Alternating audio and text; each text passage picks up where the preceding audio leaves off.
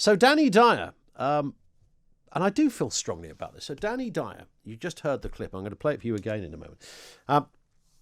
Has sort of slammed he said that politicians who went to Eton are incapable of running the country and instead called for working class people to get involved in politics and use their real life experience to run the country. This is kind of, I'm slightly lost on this. It's one of my favourite areas of discussion about class and social mobility because of my own background, and lots of people listening to this will have a kind of shared working class background, and I know all about the pitfalls, the difficulties, the imposter syndrome, although don't be fooled by that. If you speak to Stephen Fry, he'll tell you he's got imposter syndrome, so that's not exclusively the ownership, should not be the ownership only of the working classes, but you know what I'm talking about, that difficulty, that sense of feeling that, you know, this is what other people do. It was my mum's mantra. It used to drive me nuts as a kid. She always used to, I would love to do that. Why don't you then? Well, I've never thought. She used to, I've never thought. And it was on and on it would go. I'd love to go to Norway. It looks like a lovely country. Why don't you go then? Oh, I couldn't do that now. Well, you could do if you were not. That's not really, is it? It's not the sort of thing we do. What do you want? Other people to do it for you? You want somebody to go on holiday, Mum, for you and report back? That's not a holiday. And it was very much that kind of, and I've always thought the working classes divides up into sort of subclasses as well. So you kind of have, the most obvious example of that for me is the streetwise working class, which is your market trader, your cabbie, certainly on the outside, because I don't think many humans, regardless of class, are really as supremely confident on the outside as perhaps they like people to think. But certainly the bravado element, the raconteur element. So you can sell your fruit and veg, pardon upon it, on the markets. You can stand there flogging your Manchester Evening News at Piccadilly Station as loud as you like. You can call out, all right, darling, when you're driving your cab, because every black cab driver has to do that as part of the knowledge. I don't know if you knew that. All right, sweetheart, treacle. It's got to be done. So there's that. There's a kind of a wiseness, a confidence, not a cockiness, just a confident working class. And we had mates as growing up whose dads were like that. And then there's the proletariat working class, which was very much my stock, really, where your mum and dad absolutely did stuff by the book. Not only did they do things by the book, they were kind of almost happy in their subservience of authority. So I remember once being told off by a copper who caught me riding my bike on the path. And it was just like a moment, a police car that was driving down the road just wound his window down and said, "Yeah, mate, you're not supposed to be riding that on the path." I got off. I told my mum this. Oh, it was a dark day in our house for about 3 days. You'd have thought I'd done the Brinks-Mat robbery. Flipping heck, it was unbelievable. The looks across the dinner table. Man, I laugh. It's like, Mum, he just told me to not ride my bike on the path. I never thought one of mine would be told off by the police. I wasn't arrested, Mum. I haven't been in a cell. Don't worry about that. I'm not a political prisoner. But it was that. And my mum thought that, I was about to say waiters and waitresses. We never went to restaurants or anything like that. But if you went to McDonald's, the people that worked there, she was subservient to them. If she jumped in a taxi, she felt she didn't feel she was paying for a service. She was kind of in the way. Oh, do you mind if I get in your car? He's a taxi, Mum. Get in the car. That's what you're meant to do. The clue is the big word on the top of the car. So it's that kind of subservient proletariat middle classes, working class as I call it. And I don't know if that's an invented term I've thrown up there. Certainly not the word proletariat, but applying it in that way to the class divisions. So when Danny Dyer says that the Etonians running the country, they've made a right old mess of it. And in fact, can we hear it again, Amy? This is what Danny Dyer, East End lad, working class boy, star of EastEnders, this is what he said. We must learn now that the people who went to Eton can't run this country, okay? They've done it. They've tried to do it. It doesn't work. So I feel we need some working class people that have lived a real life, people that are in touch with what's going on in reality. How would that work in practice? Who would be... Well, my dad would be no good at that kind of stuff. My Uncle Bill would be rubbish at that kind of stuff. I talk for a living. I would be rubbish at that kind of thing. And there's kind of a I mean, I know that, if you go through politics today and look at the House of Commons, more so in the Labour Party, but still there's a little bit of that now going on in the Conservative Party. But what you have are mostly middle class people. They're not all privately educated, but actually, if you look at our current cabinet, you have got an Etonian running the place, and you've got an Etonian in Jacob Rees-Mogg. And not all of them are privately educated. I mean, Gove got a scholarship, another one got a scholarship. They came from fairly normal backgrounds. Rishi, I think, went to Winchester, which is an incredibly exclusive private school. And so did most of the others. On the other side, interestingly, Sir Keir Starmer, despite the knighthood and his frequent trips to see his tailor, is actually a working class guy. I think a lot of people don't realise that. And he became went to university, became a QC. It's kind of reversed. It was always fascinating to me that when you had Corbyn and Theresa May, Theresa May went to a state school, and Corbyn, as a youngster, went to a private school. That was never lost on me. And I think McDonnell, for a while, went to a private, I think it was church related, but I think there was a private element to his background. Nonetheless, she had, in that respect, a far more humble background than Corbyn did.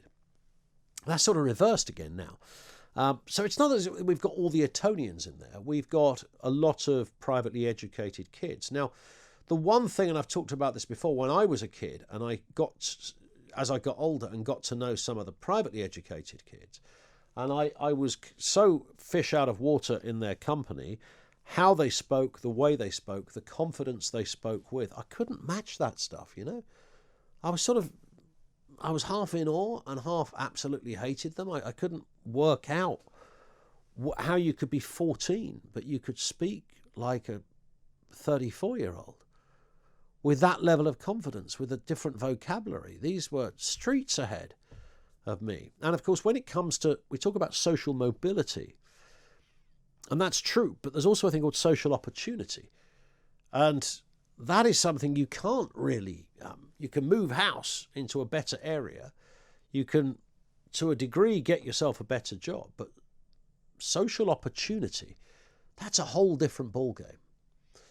Now, my kids will have a certain level of social opportunity. As I've said before, it's a borrowed line from John Bishop, but my kids will be the kind of kids that I hated when I was growing up, because they'll be the kids that, the old man's doing all right, mum's doing all right, live in a nice house, all of that kind of caper. So there's a sort of it's not even a progress, because that suggests that if you don't follow that line, there's something wrong. It's just a certain evolution. But I don't know how you would get hordes of working class people running the country when the middle class, privately educated kids simply have a better education. Now, that right there simply puts it. It doesn't mean, of course, because we know that some of the greatest captains of industry, I'm thinking Alan Sugar as an obvious example, Charlie Mullins over there at Pimlico Plumbers, and there are many, many others, are working class people. James Dyson, not so much, but so what? That's fine. There's room for everybody here. Danny Dyer's contention is we need more working class people with their experience. Now, of course, you can be privately educated and even an Etonian private education and have a wealth of experience. You shouldn't be precluded from being the Prime Minister because you went to Eton.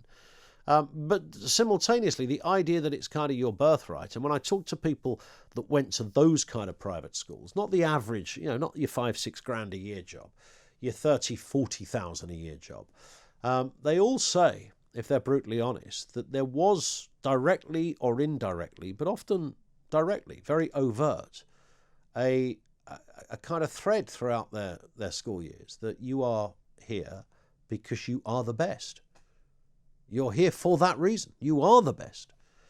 And I know that's probably like a kind of military training, because I think if you join the army, you're probably told something rather similar. You're here because you're the best. You got through you passed the recruitment. So there's probably something psychological about that. But that stays with kids.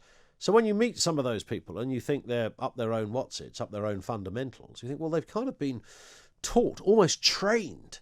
So your private education is a training ground, not just for your education, but for success outside that. And working class kids don't have that, even if they're smart working class kids, and even if they're smart working class kids with a furnace of an ambition in the pit of their belly. still don't have that same indoctrinated template within them that says not only will you go out and do it, you were born to do it. And that fuel is massive, by the way. That's not an insignificant little factor in the pie chart. That's absolutely the supercharged engine beneath which people like the Prime Minister and the like, that's how they function.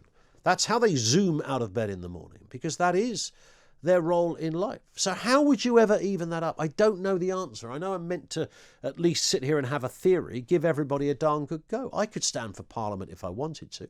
I could stand at a dispatch box and speak. Could I stand there with the confidence to bat off 100 questions? Okay? You know, every now and again there's one of those afternoons, I think Johnson did one at the beginning, when you stand there for 6 hours. You know, those ones when they do like a 11 a.m. till, and they're still there, you turn on the telly, he's still there at 7. And you think, he's just taken 120 questions. He didn't know what any of them were going to be. And all of them were answered with a level of fluency and confidence. Could I do that? I promise you, I've got more chance of marrying the Queen. That simply wouldn't happen. 0344 499 1000. I love what Danny Dyer said, by the way. I think what he said makes sense. I just don't know how you'd put that into action. I'd like to see working class kids in so many other areas. I took my nephew once. When I worked at talkSPORT, I brought my nephew up. So he lives on just around the corner from the estate that I grew up on, where my sister lives. It's a council estate in Ashford, and he came in and he sat with Ash and Laurie, who was the producer at the time, and Juan, one of the other producers, and he could not believe people did that for a living. He'd only just left school. He worked in a factory assembling some component for mobile phones, and he did a night shift, and he hated he said it's the most mind-numbing thing. He said, when I go into work, he said, I feel dead. And I brought him into talkSPORT. He only came in for the night, and he couldn't believe that was somebody's job.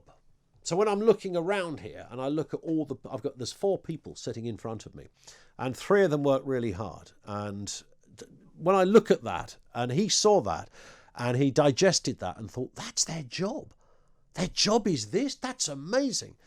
And I said to him on the way home, I took him home and I said, you can do this, mate. I said, you'll have to go to college, do it, get some kind of qualification in engineering, familiarise yourself with what they call a desk, which is the things where you press the buttons, get to know all of that, and just get in. And he just didn't have the tools, the apparatus were just not there.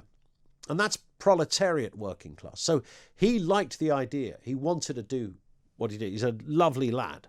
He just couldn't, he's chronically shy, could not have imagined doing that. So I don't know how Danny Dyer gets his dream team of working class people running the country. It's a nice thought. Has a true working class person ever run the country? Probably the nearest. Ted Heath was the son of a builder, wasn't he? Thatcher was the son of daughter of a greengrocer. And that's kind of it, really, isn't it? That's where it stopped. Theresa May, daughter of a vicar. Gordon Brown, son of a vicar, a preacher, minister of some sort, I think. So May, Brown had similar upbringings, certainly not rich. But we never had that working class person in there. How would that be like?